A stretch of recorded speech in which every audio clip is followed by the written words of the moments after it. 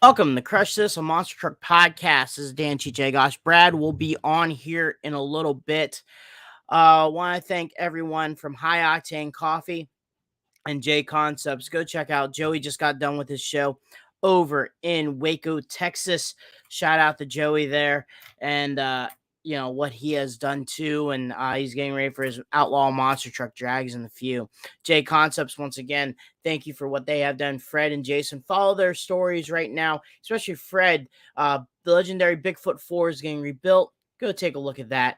That's pretty cool, his stories and everything like that. And then also J Concepts of the bodies of the old school trucks to the new school trucks, officially licensed by USA 1, Samson, and the Bigfoot 4x4. Speaking about also officially licensed, JB Scale Graphics, I'm a driver for them, officially licensed Bigfoot Overkill. I think also he's starting to get close to Against the Grain, which is, pretty hopefully pretty soon. Let's see here. Man, um, Heavy hitter. Obsessed. Once again, Bad Habit. What's up, Mike? What's up, Isaac? Go take a look at their stuff. Back Channel Productions. Go take a look at Nick Davis's stuff. We got some commercials to help pay the bills. 6B Apparel. Uh, we got the crew shirts. Also, $100 a pop. That's right behind me with the OG logo in the back of it. And then we got, I gotta stand up. These hoodies. They're pretty much any size, $100 a pop also. And they're pretty comfy. They're pretty awesome.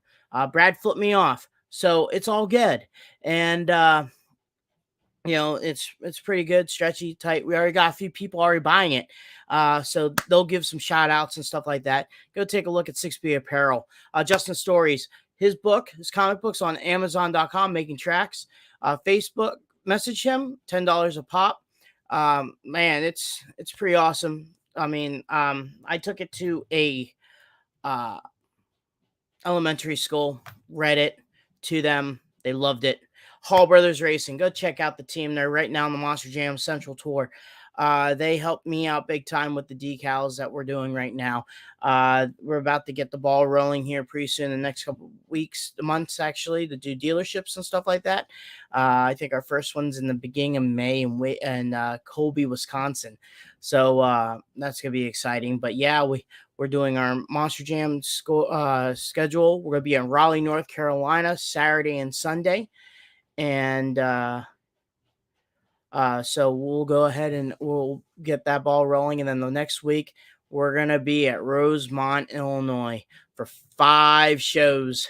One Friday, 2 Saturday, and 2 Sunday. So we'll get that ball rolling with that too. The Monster Truck Racing Group, MTRC. Go take a look at that. Colby Marshall does our intro, and also take a look at his side gig, the Monster Blog. Should be coming up with some cool videos of the toughest monster truck tour coming in. Also want to say thank you for all the likes and subscriptions and shares and all that stuff on iTunes and Spotify. A lot of downloads, been listening on that stuff, man. It's pretty cool that you guys been doing that stuff for us, and thank you so much. We're growing big time. We're trying big time to get guests. And on a somber note, uh the guest that was supposed to be on next week, I scheduled a few months in advance, and this was supposed to be scheduled was Wayne Smozanik. It was supposed to be his wife kind of hooked it up, helped me out, and then him called him at the shop, and we scheduled this time because it was kind of opening for him. So right now, next week, I am kind of scrambling for a guest.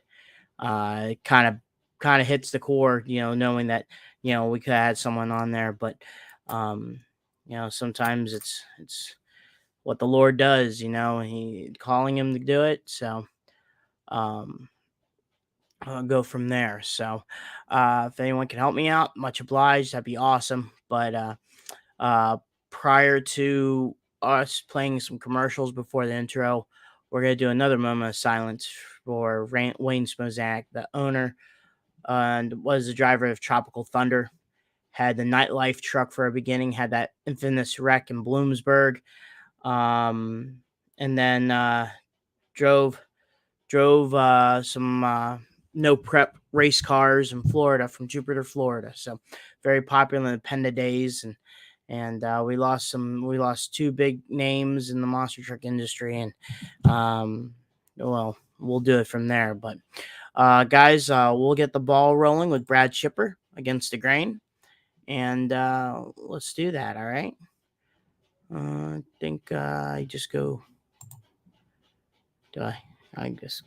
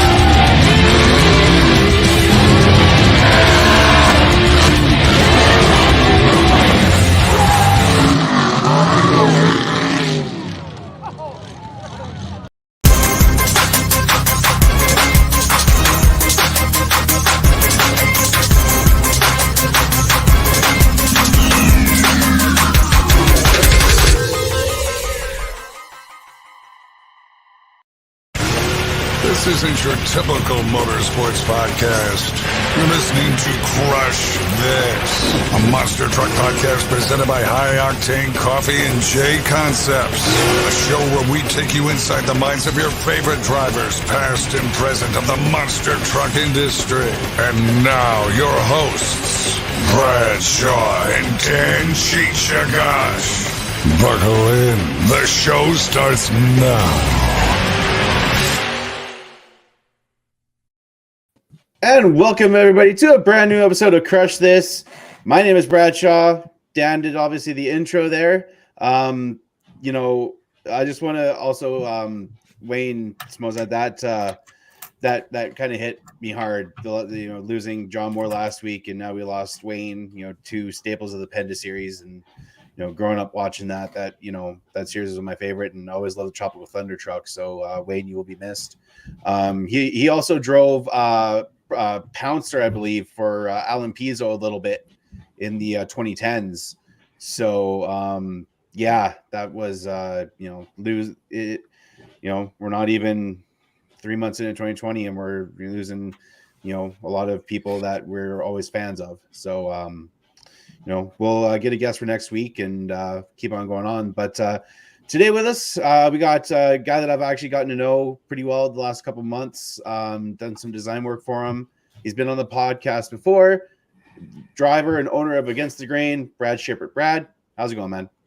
Oh, it's going great here, guys. Thanks for having me on here. And first, I'll offer my condolences and thoughts and prayers to the families of Wayne and John, also too.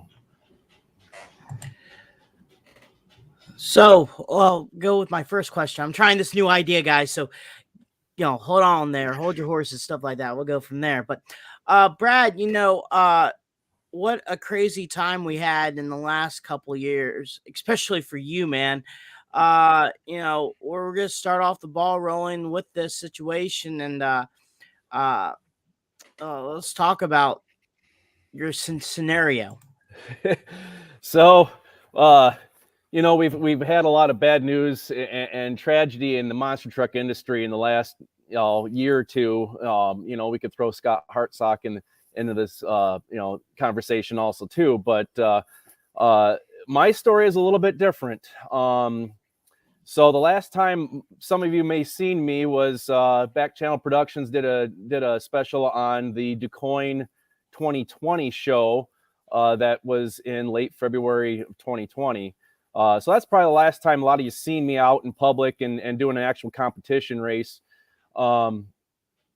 So shortly after that, we did one more race. COVID, of course, hit, and that affected everyone and shut the industry down. We did have one small car crush that we did for a speedway.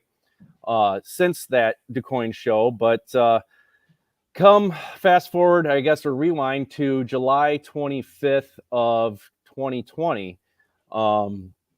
I had some dental work that I had done, just typical routine fillings, nothing serious. But the dentist noticed that I, quote, bled like an 80-year-old on Coumadin. And Coumadin is if you don't know, is a blood thinner that's pretty nasty stuff. And he says, you might want to get that checked out. So, okay, I've been down the road before of, hey, you might want to get checked out with, some tragedy that's happened to me in the past with my late wife passing away from pancreatic cancer. So anytime a doctor of any sort says, hey, you might want to get that checked out, like, hey, you might want to get it checked out.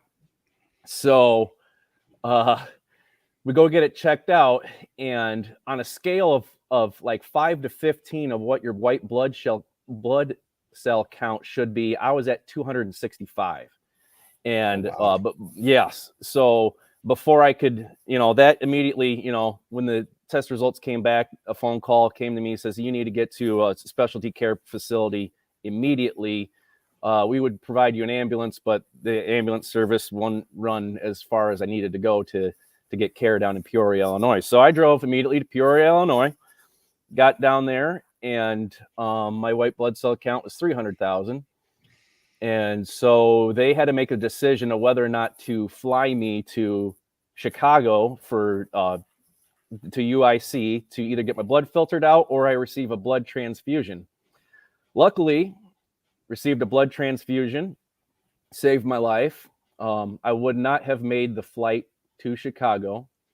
So it's a pretty gnarly situation to go from everything, life is normal, and you're just getting some routine dental work, to all of a sudden you're going to die if you go to Chicago, or if you go to bed tonight, you're going to die. And so I received, platelets, plasma, and 2 blood fusions immediately, which saved my life and kicked off the rest of the journey for the next 2 years of battling CML leukemia. That's, man, wow. I remember hearing and reading about that, and it's never easy to read that somebody in our industry is going through a battle like this. And I messaged you around that time, and said I was praying for you. How has the journey been since obviously you just got back in the truck or doing events again, but how has the journey been to get to the point where you're at today? It's been an absolute roller coaster. Anyone that's ever fought a battle like this knows that you live your life in 3-week intervals, or whatever your checkup interval is. That's the way you live your life. You go from treatment to treatment, and you have battles mentally, physically, spiritually, the entire time. You're taking medicine that is designed to kill cells in your body, good or bad. And it's incredibly hard. It's an incredibly hard journey to go through. And if it wasn't, the theme of my truck is a Christian theme to my truck, but I try not to be too preachy about this, but it's the truth. I'm just here to tell you how I got through this. And if it wasn't through my faith in the Lord above and having good Christian values and having that belief system, it gives you perseverance and hope at all times. And that's something that is very hard to come by when you're fighting a battle like this, is hope. A cool thing also is me getting a hold of you about the Minnesota Auto Show. I knew you knew that we gave you the information. You were getting explain about. I don't know if you explained about that, but you're in Minnesota for a few days, while waiting for a blood transfusion. But I mean, you still came and at least got some taste of some monster trucks, right? Right. Yeah. So that's a whole nother story too. So after I got diagnosed with cancer, I went through 9 rounds of chemotherapy. in Peoria, Illinois. So that was in preparation for this next step that was in Peoria, or I'm sorry, in Rochester, Minnesota at Mayo Clinic. So the plan is to do the chemo and get into remission. Once I was in molecular remission, I could get a stem cell transplant at Mayo Clinic. And what a stem cell transplant is basically you go to the clinic and they radiate you and give you chemo to kill the process that makes all cells through your blood. So literally they turn your body off completely. It's a scary thing to say, but the nurses up there said this is the closest to a death and resurrection as you'll ever get. So when I went to Rochester, of course, we went through the chemo, we went through the radiation, and my system is zip, nothing. You're getting blood transfusions when you need them, if you need them, and you're given antibiotics because your body has no defense system at all. And the premise behind this is you receive the donor stem cells and your body, what's the word I'm looking for here, attaches itself to those cells and reproduces those cells as if they're your own. So through that process, I'm genetically identical to my donor now. That's kind of how that works. And being that your stem cells weren't doing the job of attacking the disease, these new stem cells will attack the disease along with chemotherapy, maintenance chemotherapy. But going back to when I seen you at the Minnesota Auto Show, I was literally, I think, 3 weeks out from transplant, and I shouldn't even been out in public at this point in time. But at this point in time, I've been, 3 weeks up at Mayo Clinic, and it's kind of an inpatient, outpatient thing. I'm staying at a transplant house. I can't leave. I can't do anything. You're not supposed to eat out anywhere or do anything at all because your immune system is nothing. And we're in the middle of a pandemic through this whole nonsense anyways.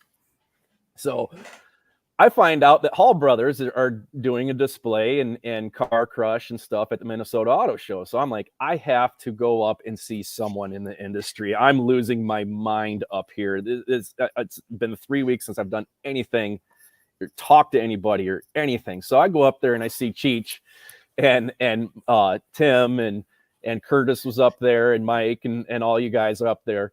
And I get a phone call that say, hey, Brad, we've got a test back from the previous day. Cause at this point, I'm still going to the doctor every day. Hey, you have an E. coli infection. You need to come back and spend 3 more days in the hospital. And we treat you with an IV for an E. coli infection. So that's why I had to leave in such a hurry when I did too, because it was oh yeah, I need to go to the hospital now.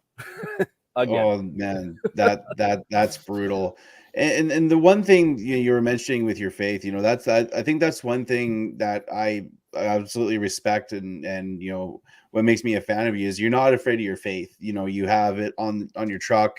I'm wearing the hat that you gave me. It's got the 3 crosses, and just quickly talk about how your faith has helped you in your journey, and even just with the truck and everything. It's from the get-go of Against the Grain. It's been my guide of what to do and how to do it. Because even I'm just a normal guy from Illinois. I'm just a farmer. And when things started coming in motion of, I went from mud trucks to mega truck, and then all of a sudden we're starting to talk about monster truck, which really had been my dream my entire life. I just passed it off as, that's not real. Guys like me don't do this stuff. But then, okay, I'm at the time of when we were buying the truck and going through that process, I was a born again Christian, and I thought, okay, if I'm truly a follower of what God's plan is for me, I'm just going to sit back and listen to what God's telling me through prayer and through reading of Scripture, and so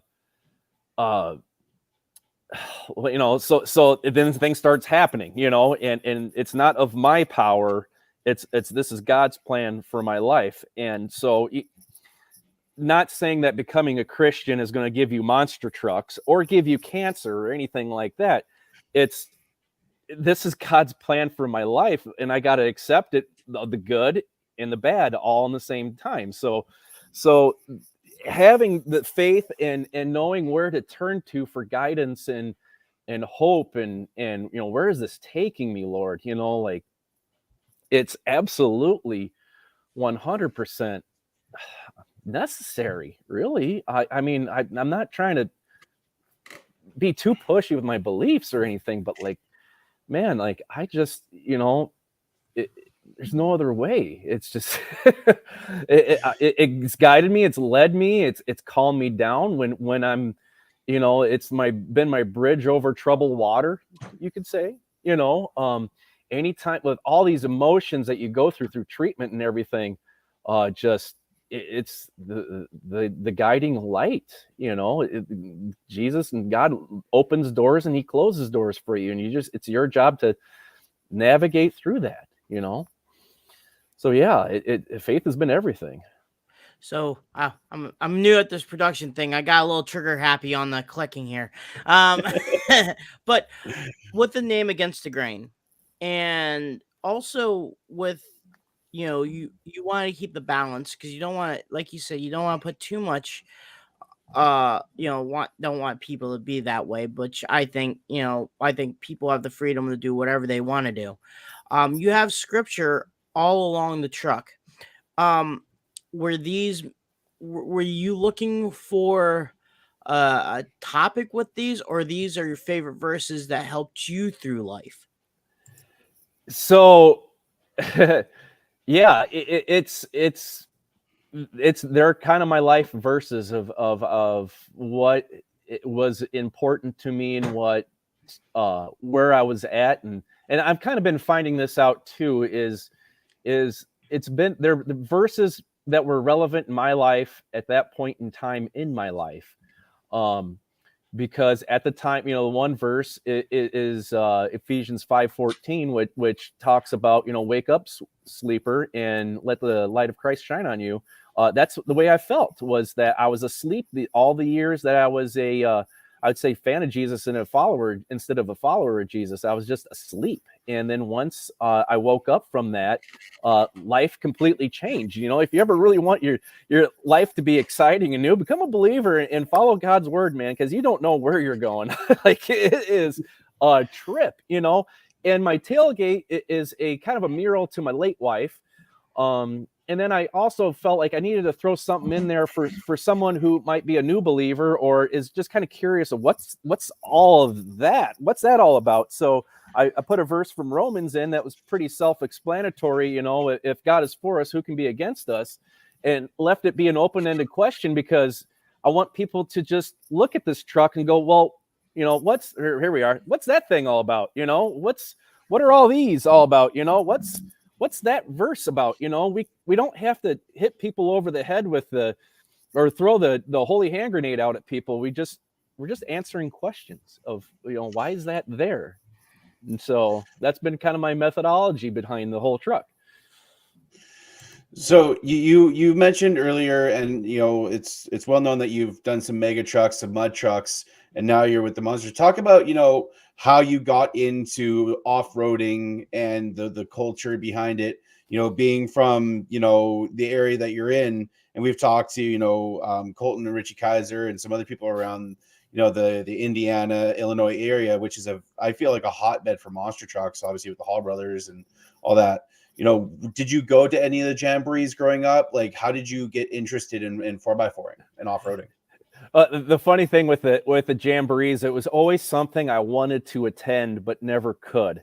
And I've always, so growing up, Bigfoot was the truck. I'm 37, and I was born in 84. So timeline wise, we start talking, Bigfoot 8, Bigfoot 4, all this stuff, yes, I was there. I was blue everything, Ford everything. I absolutely love Bigfoot. I love the Pen to Point series, all that kind of stuff. And always had an interest in trucks, and tractor pulling was huge. Of course, my father farmed, and we farmed for, I farm by trade. So tractor pulling was always of an interest to me. And I always thought that I would build either, a pulling truck or pulling tractor of some sort. And so we dabbled with that a little bit, you know, kind of out of high school. My dad dabbled with it too, and just the antique side of things, the antique tractor pulling. And I quickly found out that that really wasn't my cup of tea. I just didn't connect with that group of people.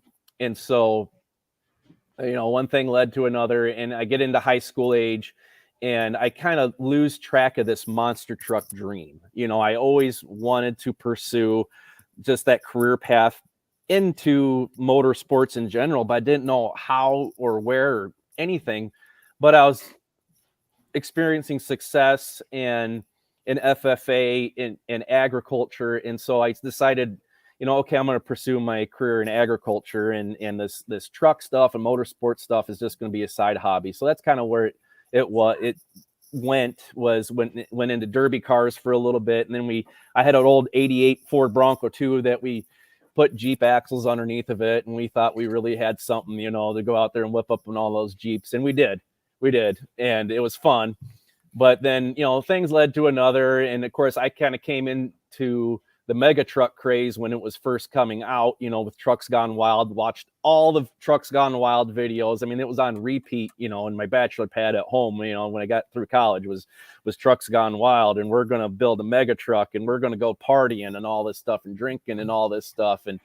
And it never, every time I wanted to set my foot into the mega truck thing, life took me somewhere else, whether it be I got married or bought a house, or, you know, quite frankly, my, you know, I had to make a living, and farming was a way of making a living, and it took all of my money to do that. So we were always just screwing around with mud trucks and just playing around, never really got serious into things. And then in 15, I finally was in a position where I thought, you know, let's just do this. I've been wanting to do it for so long. And so I purchased I purchased parts. I had trucks, chassis. It was just all strewn out in the shop floor here, man. It was just parts galore. We were just going to conquer the world via mega truck. And so that's where, and I'll elaborate into that's how Against the Grain got started, was that I wanted to do something different than everybody else was doing in the mega truck industry. So I said, well, I'm not into this dark, sinister partying, you know, lifestyle anymore at this point in my life. You know, at one time I thought it was cool, but not anymore. So I want to do something different. So I thought, Against the Grain, that's pretty different than everybody else is doing. And at first I thought it'd be a farming theme, but then it quickly, I run into roadblock after roadblock after roadblock, trying to get the artwork right and how to make it, you know, like these I's and T's were going to be ears of corn. And it was, pun intended, corny, you know. So I'm like, man, this isn't working. And so I'm like, all right. And I specifically remember being at Michigan Mud Jam, and I was by myself in my camper listening to Impending Doom, you know, yes, our favorite Christian death metal band, you know, love them. And so I'm listening to Impending Doom, and I'm reading my Bible at Michigan Mud Jam. And if anybody knows anything about the mega truck world in Michigan Mud Jam, it's a party like none other. So here I am, and all of a sudden, you know, like God spoke to me. It wasn't audible. It was just something came over. It said, "You're going to do this for my glory, or you're not going to do this at all." What? Huh? How am I going to do this? Like, I don't understand this at all. Like, okay. So pray some more, like, and it kept coming back, and it kept coming back. Okay.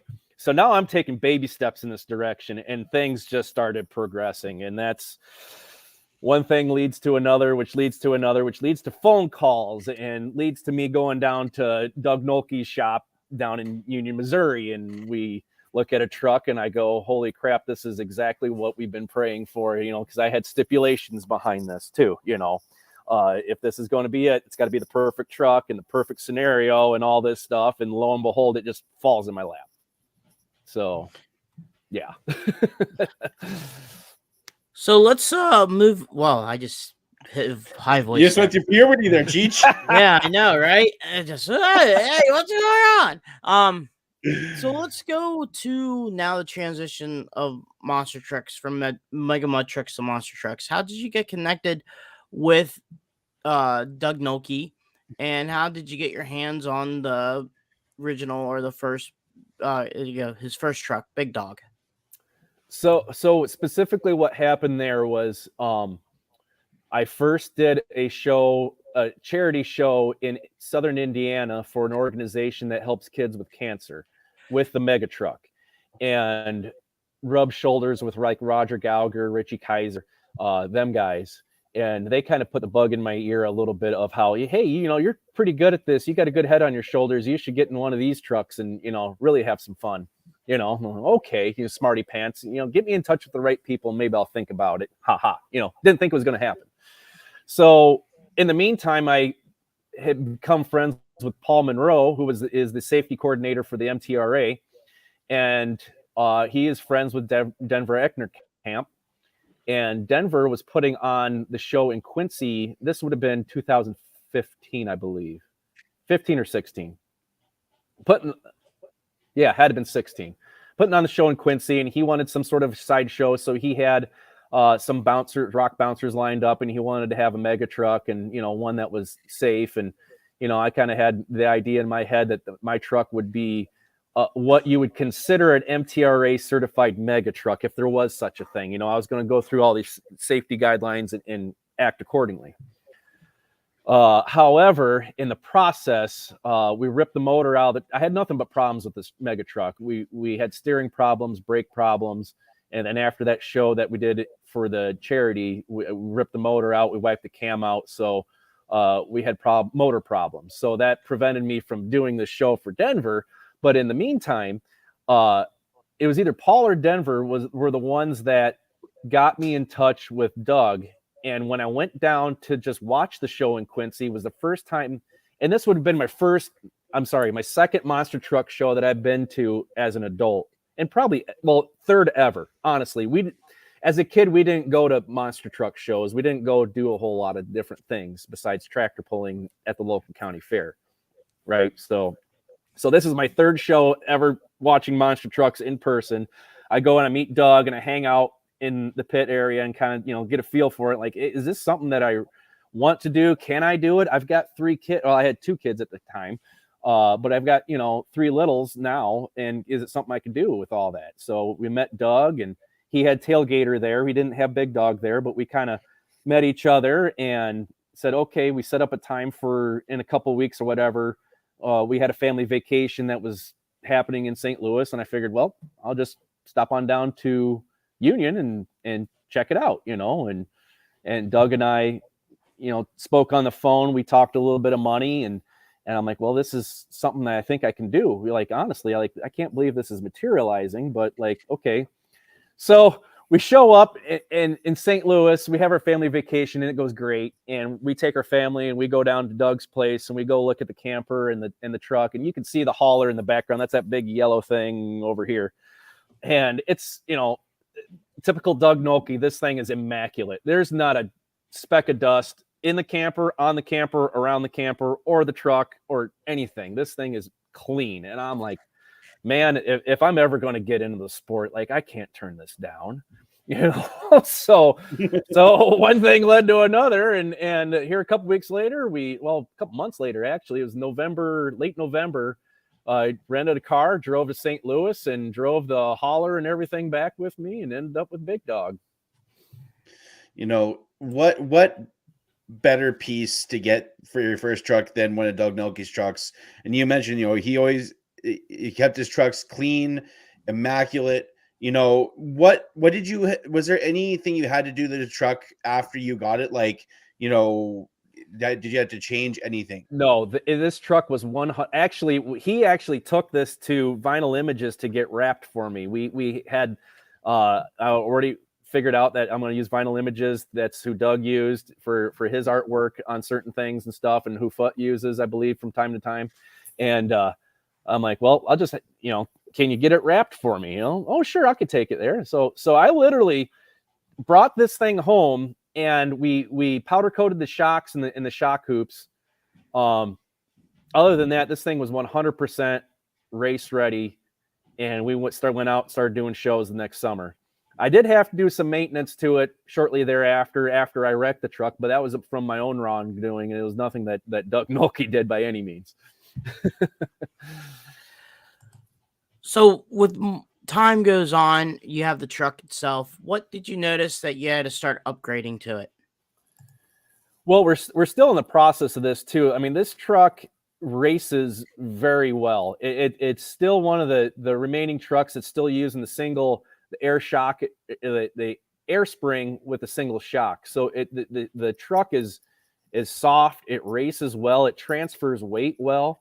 And with being a high center gravity truck, it just flat out works. But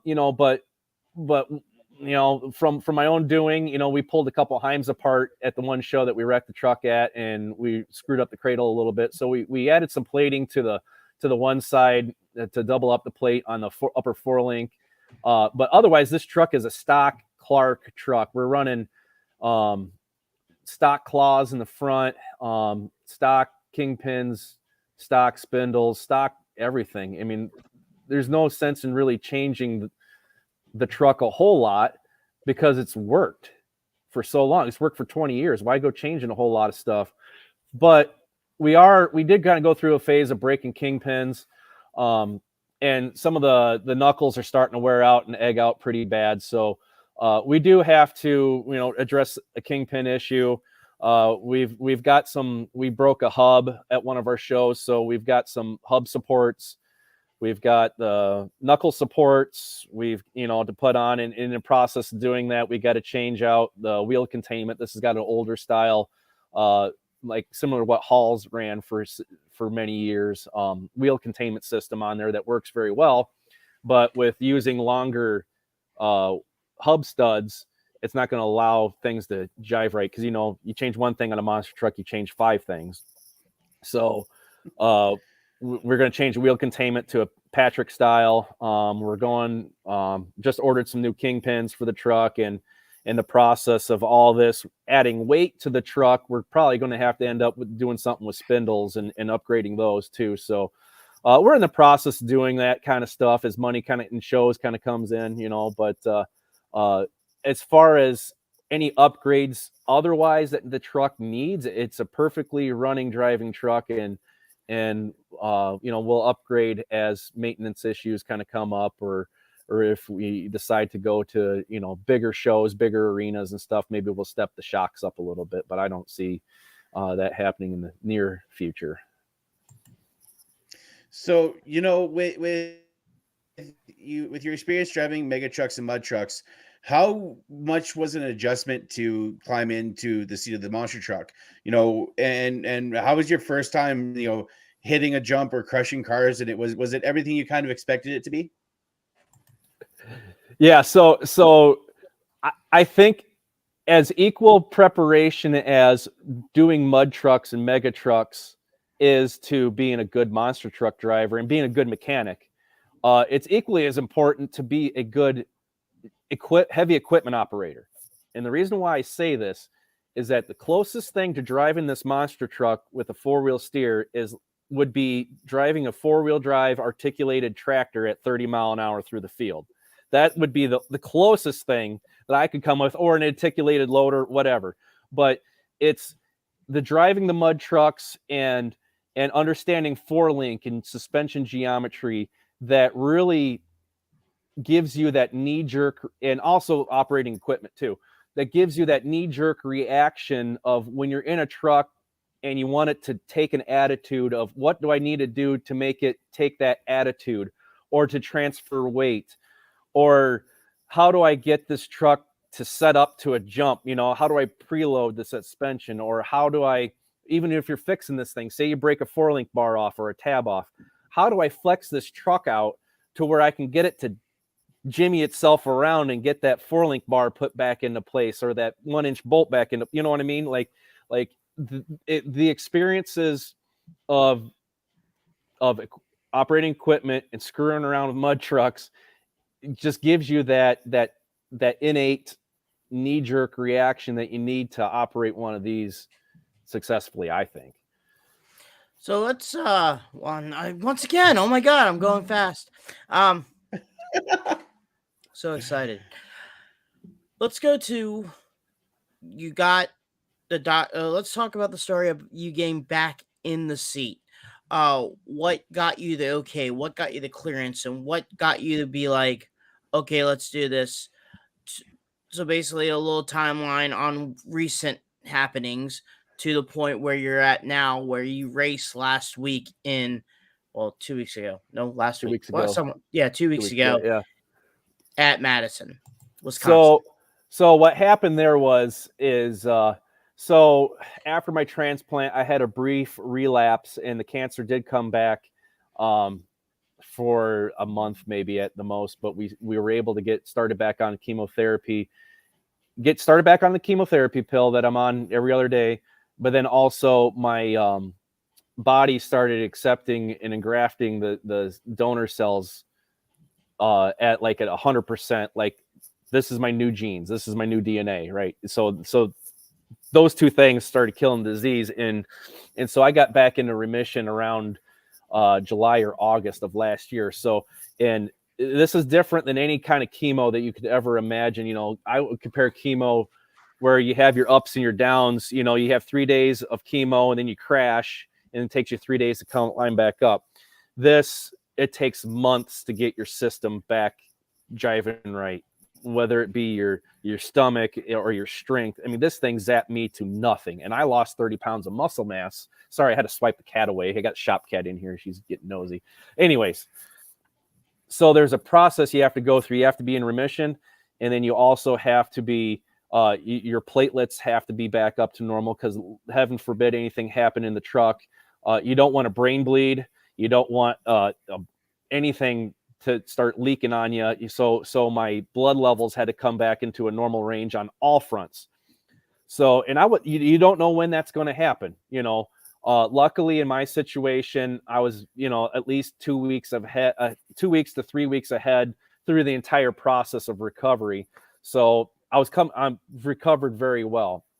And so that had to happen first was my physical condition, or I should say my cellular molecular level. I had to be good to go. And then the next thing would be my physical condition, which had been a struggle for me all summer long. And it was a very hard road to get back to working, to be able to work on this truck, to be able to just stand in the shop and work for 6-8 hours a day. It was super hard to get to that point. And then you also have to be mentally in the game too, because this chemo brain is a real thing. And I'll also say radiation brain is even worse. So I'm good on a cellular level. I'm good on a physical level, good on a mental level. And for me personally, I had to be back in touch with God and is this your plan for me? And be back in the game on a spiritual level. So those things had to happen. So we fast forward here, or rewind, I guess you could say, to early January. I get an email. Well, I'll go back further than that. I made a trip out to the Hall of Fame for the Hall of Fame weekend and rubbed shoulders with everybody in the industry. And it was kind of like, hey, I'm hoping to be back soon. Not sure when, not sure where. But I'll be back. I'll be back for 2022. And I had a conversation with someone out there, and they needed some help and been looking for some help. And I said, well, if you guys get in a jam, let me know. I could crew, I could, something, I'll do something, and they're local to us. So I get an email around the beginning of January saying, hey, what's your status right now? You got that truck up and running? How you feeling and everything? So I hawed around, and, I said, oh, I don't know. I'm feeling all right, but I'm kind of thinking, just take my recovery nice and slow. Don't hurry up anything and see what happens, this summer or whatever. Oh, okay. Well, I email this person back, or I call this person back immediately, and I say, hey, maybe I'll just get it out of the trailer and see what happens. I'm itching to get this thing out. I was at the time too that we had all of our farming stuff put away, cleaned up, and all this stuff, and it was kind of, I had a clean slate in my shop, and it was empty. And I'm like, you know what? I can either get farm stuff out, or I'm going to get this monster truck out. And this thing's going to be, I'd rather get this monster truck out. Let's get this monster truck out. Okay. So 2 days goes by and I get a phone call from the promoter from Monsters of Destruction saying that they need a truck. They had someone drop out.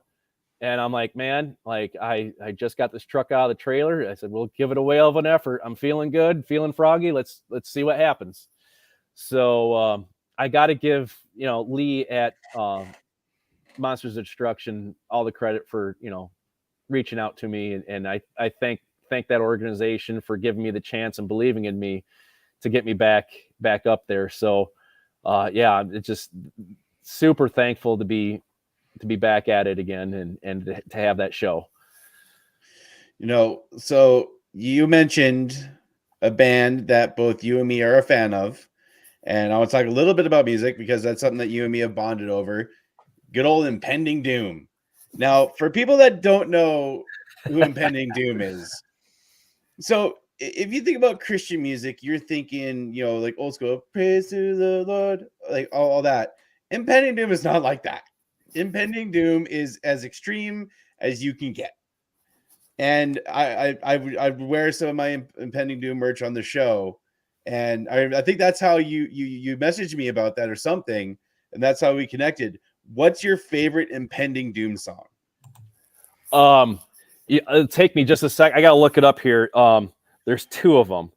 And so Impending Doom. So this is the whole other reason why Against the Grain fits what I got going on here. Cause yeah, I'm a clean cut country boy, farmer, monster truck driver and all that kind of stuff. But I listen to some extreme music. And since I was a born again Christian, man, like I found Impending Doom, dude, it was a life changer for me. Impending Doom I would put him to the likes of Suicide Silence or definitely, Demon Hunter. Well, Demon Hunter is pretty calm compared to Demon Hunter is amazing too. Oh yeah.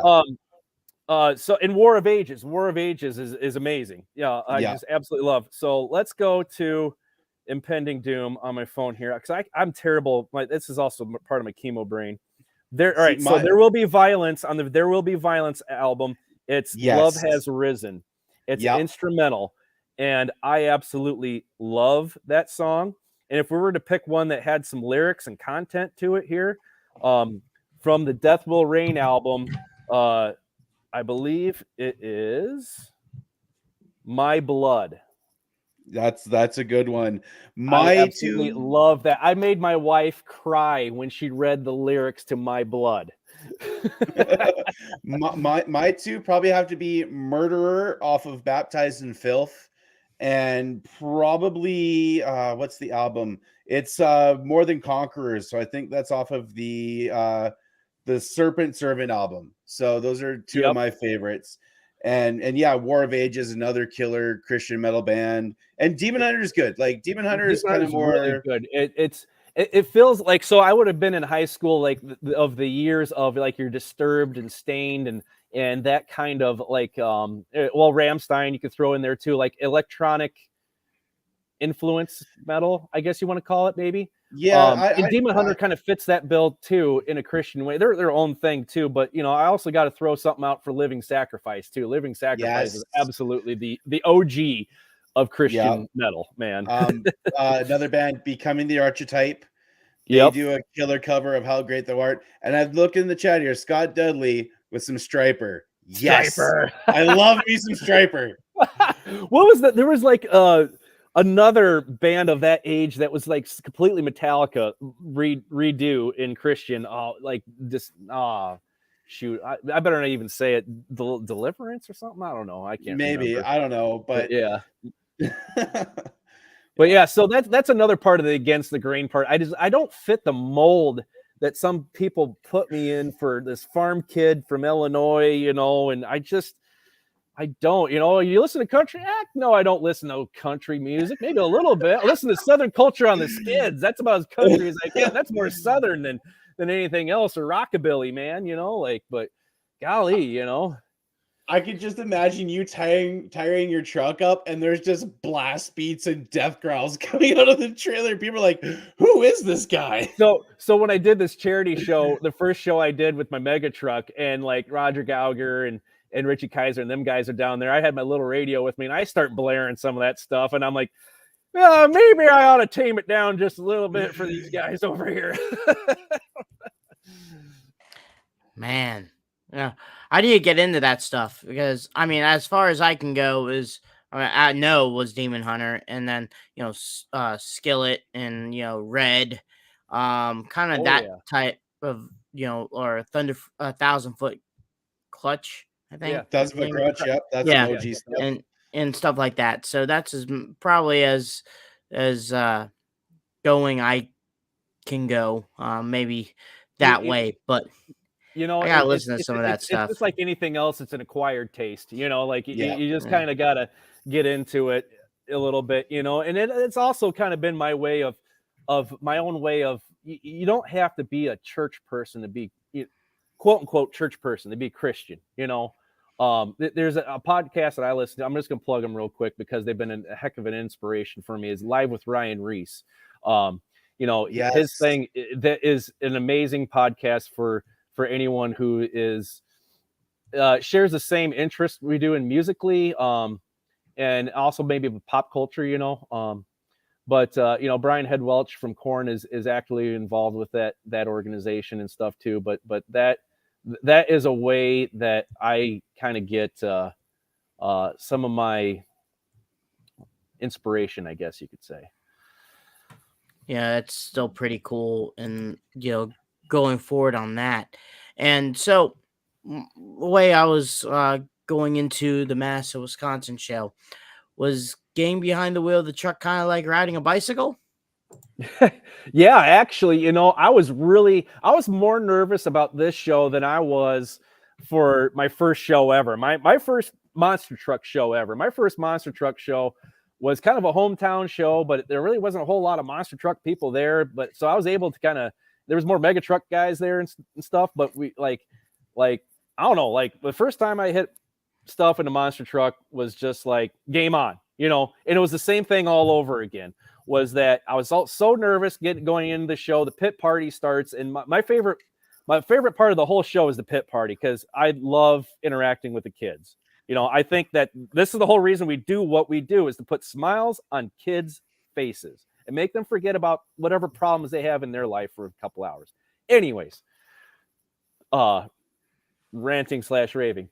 So going into Madison, pit party starts. And I'm like, man, I'm feeling it. This is getting back to what we do, and I was talking to my crew chief Brandon and my father-in-law Denny, and he goes with me too. And I'm like, I'm getting into it now. Like I'm still nervous, but I'm getting into it. But I remember pulling out for intros, and it's still, you ever get that feeling when that first throttle cracks open at a monster truck show and you see them big tires spinning, and I had that same feeling all over again. Raminator pulls out, and I'm like, oh yeah, that's awesome. And then Plane Crazy comes out, and then Crazy Train comes out, then War Wizard comes out, and I'm like, oh, this is game on, and I lay into it, and it took me a little bit to get used to everything again. Like, okay, I'm doing this, I'm doing that, like steer around, and all this stuff, and I'm like, all right, it's on, and after the first hit, for qualifying was the first thing that we hit, and after that, it was game on from there, and it was just back in the game, back in the saddle again. That's when you were describing, the feeling that you get, cracking the throttle. Like I was at a show in Edmonton in August, and my girlfriend took a picture of me, and the look that I had on my face was just like, what, and I feel like, with you, you're also a fan of the sport, so you kind of get giddy and excited, and I think that's important, and just there's just something about being at a monster truck show that just it's freeing. I know, at least for me, at least, you guys are, especially Cheech is doing it every weekend, so but it's just there's just something about being in that atmosphere, smelling the methanol, hearing the engines, like there's just something about being there. And when you sorry, Brad, 1 second. go ahead. I was about to say, for Brad yourself, like you said, like we do it every week, and we take it for granted that we do that a lot. I mean, because we're all fans and stuff like that, and especially where you're from, Bradshaw, that you don't get to see a lot of that stuff. And Yeah. it's kind of like how I was like when I was younger. I always circled Pittsburgh every year because that was the only place that I would be able to see it. I really didn't think of Wheeling was 15 minutes away from me, or Columbus was 2 hours away. And we take it for granted that the feel and the enjoyment of forgetting about life for a while, about 2 hours. Well, when I was younger, probably same thing with, Brad, back in the day where monster truck shows started at 7 and ended at 1 p.m., 1 a.m. But I mean, still the feeling and stuff like that, and we take it for granted that we see it and we're so used to it that sometimes the feeling needs to be rekindled. And that goes along with this whole treatment thing, like it's when you have something that you enjoy, and like I came into this sport later in life, and I never knew that this was going to be part of my path and part of my journey. And then you get involved with it and you get wrapped up in it and you realize how much you love it, and then it gets taken away from you. It was a very hard thing to cope with. And we had COVID going on at the same time too. But then you think, well, am I ever going to get in a truck again? Or am I ever going to be able to work again? Am I going to live in a month? Am I going to be breathing in a month? Am I going to see my kids grow up?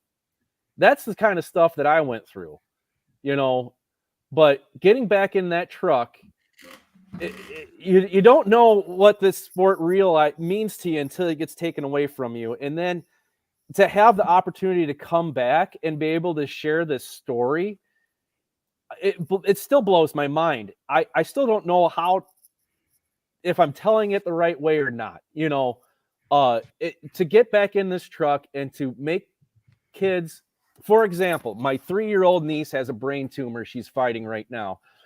She came to Madison to watch her uncle and to watch monster trucks. She loves blazing monster machines, right? She's 3. Come on, So that's what monster trucks are to her. And she was able to come to that show for a couple hours and forget, the problems that she's having. That, and those are the people of why we do this. And I don't care if I ever do a backflip, if I ever do a stoppie, or if I ever do what I do, as long as I put smiles on kids' faces like my niece, or even adults, it doesn't matter. As long as I'm making someone happy and giving someone hope, I'm doing my job. And I will say this, like some of you guys know the journey that I've been on and everything, and like and I'll read what I said in that post, with the picture, and so this is the picture here, and I look like a complete dork, like I have still do. Well, that yeah, thanks. but this is what I posted. I said, even at 30 years old, my face still lights up when I see a monster truck. No matter what is happening in my life, no matter if my life is amazing or if it's in shambles, whenever I hear or see a monster truck in person, my problems go away. My passion for this sport will never die.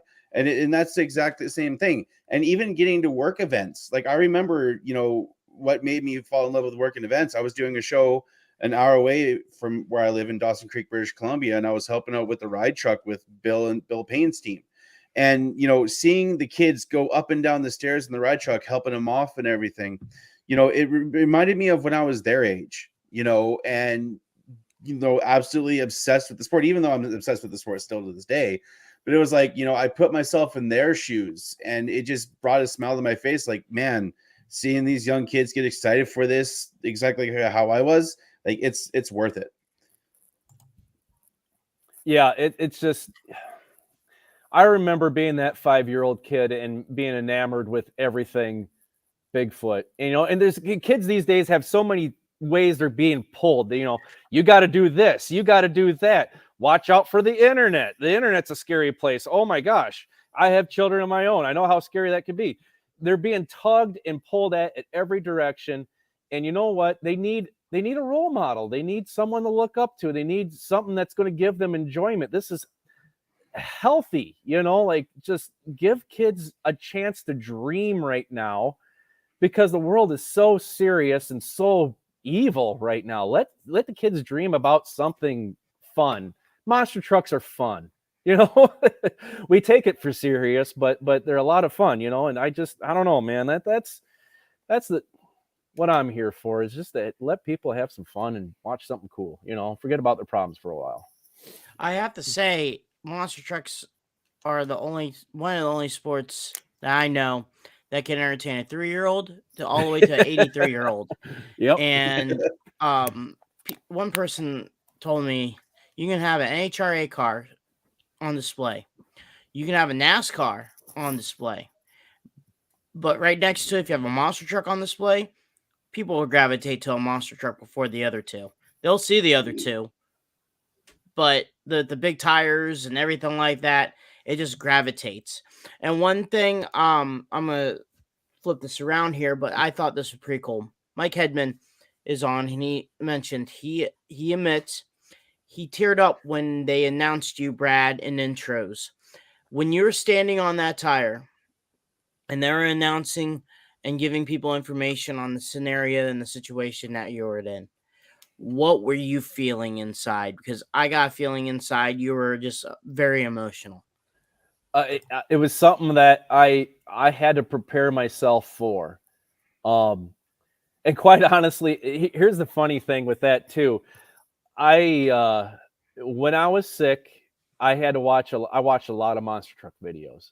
I'm not going to lie. I watched a ton of monster trucks. Well, one of those was when Doug Noelke's last show in competition, and he got very emotional during that interview. And I remember talking with him afterwards. He's like, man, them guys, they came up right to me right before their show and nailed me with that sucker, and then I had to get my mind back in the game.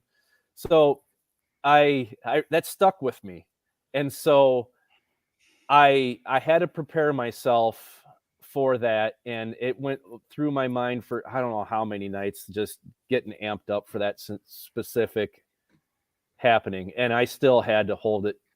It was hard holding the tears back, because I just wanted to lose everything I had right there on the tire. But I knew I had to keep it together to stay on the tire, not fall off, because I've almost done that before, fall off the tire during the intros, break your arm. That wouldn't be good. And so, but to hear that, it's a trip, man. I don't even know how to describe it. It's supernatural. It's God-given. I don't know, man. Like it's a feeling like none other, and I don't ever want to take the credit for it being something that I did. This is completely out of my power. This is God's will, and glory give it to him. So do you have any more events lined up, or are you kind of just taking it as you go, or what's the plan for the rest of 2022? So the plan at this point is, well, I didn't know where I'd be at this point, so I didn't have a plan. This show in Madison was kind of spur of the moment. So as of right now, we don't have anything else going on first quarter. We planned some family stuff actually in lieu of monster truck shows, and we had some stuff booked for that before I started getting I've gotten some offers for some shows for first quarter, but I've already had some commitments. But going into the summer, I've got one display in Rockford for an outfit called Cars and Coffee. Just a local car show type of thing. But other than that, we're pretty free. We've got some upgrades to do to the truck. We've got some upgrades to do to the hauler. I just went up to Freeport, Illinois, and got some bids for getting my trailer worked on it. It's, a 20-year-old rig that's been up and down the Midwest and through the salt and grime and all that. It's just showing its age. So it's time for it to get redone. So we're hoping to get that in the shop up there within, let's see here, it's the middle of February now. So I think we're looking at beginning of March, that going into the shop up there, getting some work done. That's going to take probably a couple weeks up there. The truck, we're going to start working on it along with some farm equipment. So it's going to get its upgrades. But as far as the summer goes, we don't really have anything booked because I didn't know where I would be. April's going to come around. I'm going to get my 1-year checkup, so I'll have a biopsy and stuff to do then, and that's where they drill into your hip. So that's a pretty intense deal there. So once we get results from that, we'll know where I'm at medically speaking. And if things are continuing the way they are, we'll be on a 6-month rotation on checkups. So I'll be a lot more free to do stuff with the truck and just in general at that point too. But as of right now, we don't really have much on the books as far as shows. We just want to do the stuff that everybody else did during COVID, really, and start knocking some of those projects out, So, yeah. Well, Tim, we got that Champaign County show. We got to book someone. So there. Hey, man, and I do not mind being a fill-in like this deal up in Madison. It worked out great for me, and I'd be glad to help anybody that gets themselves in a jam, type of thing. So we'll be there, we'll be reliable, and we'll be professional, man. So, yeah. Right on. I'm right now. This computer is acting up. I'm sorry. It's Frontier fault. Anyway, man, is there any blame Frontier? Yeah, they did it. It's either that or blame Canada. But what? Isn't there a song to go with that too? Yeah, South Park. Yeah. No, it's not blame Canada. It's blame Trudeau. Oh yeah, there you go. But is there any social media people can follow you at? Yeah, so social media, we're on Facebook, Against the Grain Monster Truck, Instagram, ATG Monster Truck. My wife just picked up TikTok, and man, she has been killing it on TikTok. So I'm ATG Monster Truck on TikTok, and those are the platforms. Those are the platforms that I'm on right now too. So the TikTok automatically goes to Instagram, which goes to Facebook. I don't know how all that wizardry works, but my wife is in charge of that. She does all that, and she just tells me what to do, and I act silly for a camera. Nice. Also, one more thing. I wanted to give a shout out to Mike Hedman and his family. They gave you a pretty cool flag that a lot of people signed, and I think Mike was very supportive of you and your team, and yes, give a shout out to him. Yeah, I definitely thank Mike and Cody and Jessica for that. They put in. So here's a story on the flag thing. All right, quick story. Flag. We did a flag for Scott Bryant and for Roger Gallagher during their injury. We had people sign it saying, "Hey, we're praying for you." So Mike took it upon himself to get a hold of Chris at 6B, and they had a flag made up. And I've got all the signatures of everyone who I ever looked up to in monster truck industry as a kid and as an adult is on that flag. And that flag means the world to me, Mike. And that thing is going to it's been hanging up in my shop, but it's been getting dirty. It's going to get cleaned up. It's going to be put in a case, and that thing is going to go in my grave if I ever keel over here. Like that's what that thing means to me. I appreciate that from the bottom of my heart. That's awesome. Which I didn't even know 6B made flags. Messaging him right now.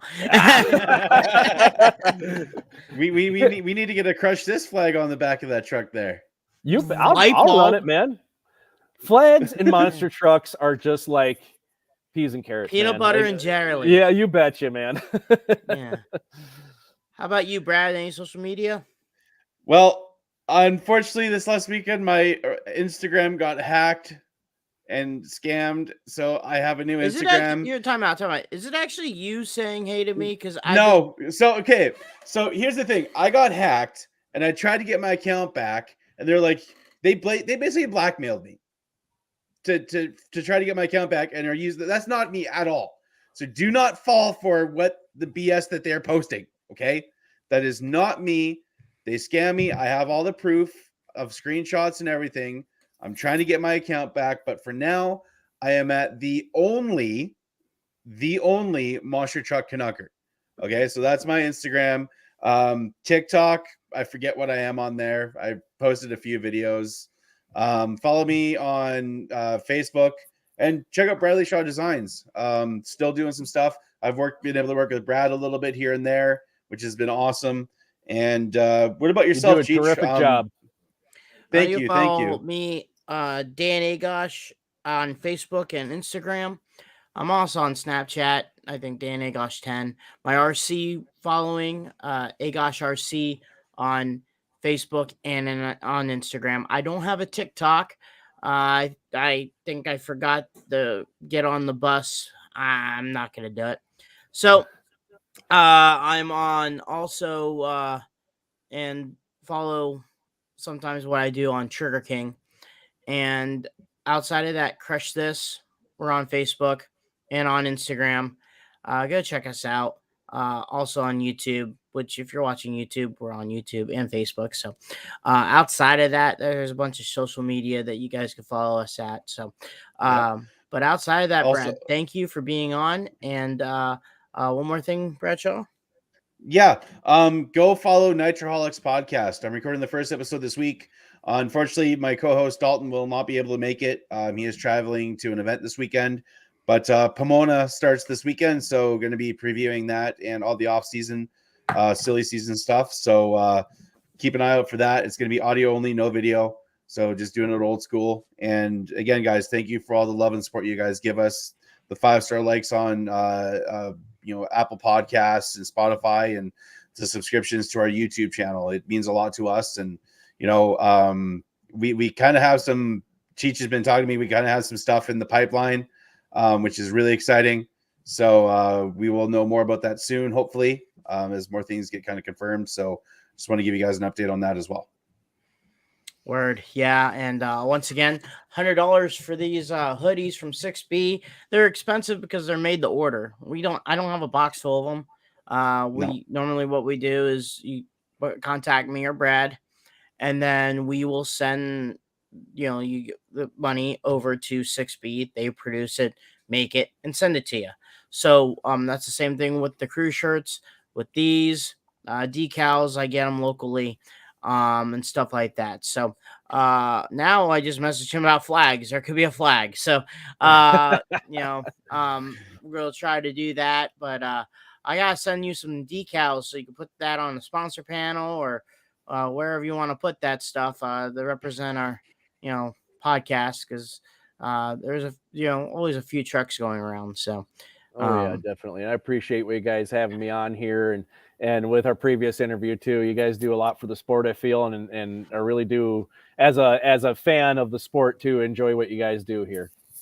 Thank you. That means a lot. Thank you. So once again, folks, I'm not closing this. Brad, I open. Brad closes it. So go ahead, sir. All right. Well, as I always say, guys, check up on your friends and family. Mental health is very important. If you're struggling or going through anything, message me or Cheech or even Brad. We're always here to listen, and if you need somebody to talk to, we're here, guys. And also I wanted to quickly mention on here, Jeremy, you mentioned that you thought this was a Monster Truck show. It is. We just do a little bit differently. We do our own thing. So thanks, guys. We do some things that are a little bit against the grain. Yes. Nice. We do it where, if you want to go, there's other forms of podcasts you can go to if you want to go in depth with more Monster Truck stuff. Facebook, Instagram. We're different because we want to know about the drivers. We want to know about the crew guys. We want to know the promoters. We want to know everything. That's not Brad doesn't he doesn't have a bed right behind against the grain Monster Truck, and he's not sleeping right next to it or sleeping next to the hauler. No, he farms. He does everything. We just basically told the story about his battle with cancer. I mean, if it's just a Monster Truck show, you could easily be like, remember the one time, Brad, you ran against Raminator 2 years ago and they called Raminator instead of you? I'll make a point of this too. Whenever we're at shows and we're getting asked, we get asked the strangest questions. It's these kinds of conversations that we just had that get asked. How did you get in the business? Tell me about your truck. We want to know about you as a person too. Like, we don't care what happened in other places across the country and how cool it is or how uncool it is or anything like that. We want to know you. Yep. Mm-hmm. This is the only place you're going to get that. Yeah. Yep. And that's what we try to do. Yep. So, guys, we will have a guest for next week. Cheech will update you guys Yeah, on if Facebook anyone wants to help about me that. out, more welcome Yeah. to. Right now, it was kind of a lot. I mean, it just boom. It's worse than I thought. Than someone last second ditching because someone actually literally left this earth. It's like, I'm out. So it's I always thought that way. But before we go, thank you for all the people that helped out sponsor wise. We still, I guess we could say we're still like PBS when you do a fundraiser or something like that, or something. But most of the stuff like the giveaways and stuff like that are given to us by High Octane Coffee, J Concepts, Justin Stories, stuff like that. They're given to us. Um, and we give back, but these people do help us out with giveaways, do help us out with merchandise, do help us out with production. Like our video, Kobe Marshall helped us out just to do the videos and stuff. I'm trying to help promote Justin's book. I've read it to elementary school here in Thomasboro, stuff like that. It's pretty cool stuff to do. And once again, thank you for everyone that has helped out. I mean, Nick Davis in Back Channel Production, during his programs, he gives us a little ad spot. So, spread the word, stuff like that. Like I do the little nicks and crannies of putting decals. Brad caught a decal on the Wild Side truck. Yes, I That's did. been there since the start of the season. Actually, he's been having that decal for almost 2 years. He had to put new decals because he screwed up the sponsor panel. I don't know how. That's just Zach. So I had to put new ones on. So I had to give him the new decal. If you look at a Hall Brothers truck, they're all over the place. Brandon Budd has it. Mike Vaughters has it. Black Stallion truck has it. Other people, thank you for your guys' support and stuff like that. I don't know who else has the decal. Oh, I'm sorry. Joe Sylvester's Bad Habit has that too. So we enjoyed the support that you guys have done. So I knew I told Brad about 10 minutes ago to end this, and I'm the one that's still continuing on.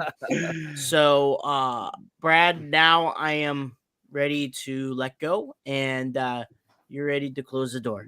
So all right, guys. Well, we will be back here, same time, same place next week, guys. And as we always say, which will be on a shirt soon, store coming soon. Keep the rubber side down and the shiny side up, everybody. Peace.